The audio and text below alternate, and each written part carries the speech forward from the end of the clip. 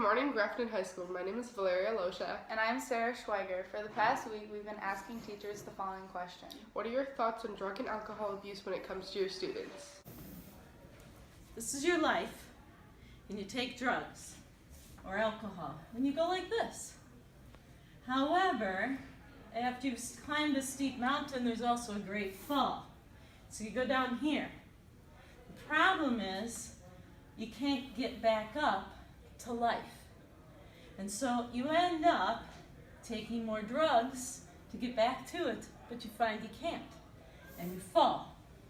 And you take more drugs, and you fall. And so you ended up way up here at the beginning. You started way up here at the beginning, and you ended way down here.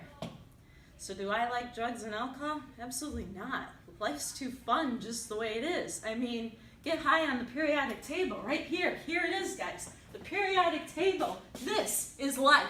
My thoughts about students using drugs and alcohol are that if it's going to endanger their safety, the safety of others, that it's something that I would want them to abstain from, because I really care about the health and well-being of my students. I think that the biggest thing is the kids don't really think about it is with drugs and alcohol, obviously they think it's going to kill them or it's not going to kill them, but I honestly believe it really kills who they are inside and outside. Ultimately, you die from these things, and I think what's sad is they lose the best of who they are, honestly, and that's kind of the sad thing as a parent and a teacher, to know that they are not going to be the best that they ever could be because they're using these things. My thoughts on students using drugs and alcohol is it seems like students seem to think that they're invincible regarding this.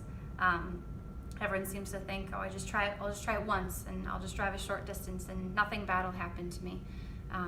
But that's not true, and it can take just one chance, and it can forever change your lives or the lives of others.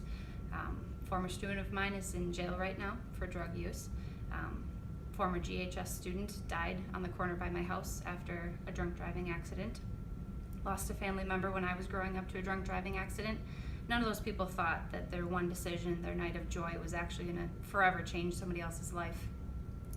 Seems amazing that as technology develops and culture changes, students can't find anything better to do than to engage in those risky choices. I just don't see how that brings joy, and I wish people would come up with something better to do. Why would high schoolers want to do drugs and alcohol in the first place? Drugs are dumb. People who use drugs are losers, at least in my opinion. But if you do know someone that's using drugs and alcohol, please try to get them help, whether it's here at school or try to talk to them, try to talk to a parent, but don't just let them hanging out there and abandon them. Try to see if you can get some help for them. If you are spending your Saturday night drinking alcohol or doing drugs, you are selling yourself short.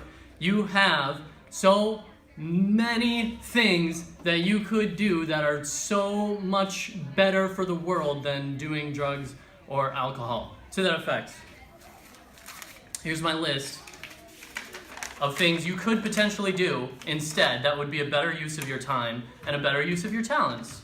You could, number 1, form a punk band in your garage. Number 2, you could form a punk ska band in your garage. 3, you could buy a Raspberry Pi and build a computer. 4, you could buy ingredients and bake a Raspberry Pi. 5, you could make 3 pizzas from scratch and marathon all 3 Lord of the Rings movies. Make each pizza theme with the film you're watching at the time. The last one should be super spicy because there's a lot of lava in that movie. 11, you could go to a library, find as many old books on mythology as you could, and see how feasible it is to turn yourself into a teen wolf. I think you could do it. 12, you could paint a series of 4 paintings depicting robots playing sports. 13, you could build a robot capable of playing sports. And 14, you could start being honest with yourself about what your real interests are and go and find people that feel the same way, because believe me, your time is way too valuable to spend in some random kid's basement. Obviously, I'm going to tell people that it's never a good idea to use drugs. That's bad. But when people are old enough to drink alcohol, it's a good thing that they consume it responsibly and they don't make poor choices like drinking and driving.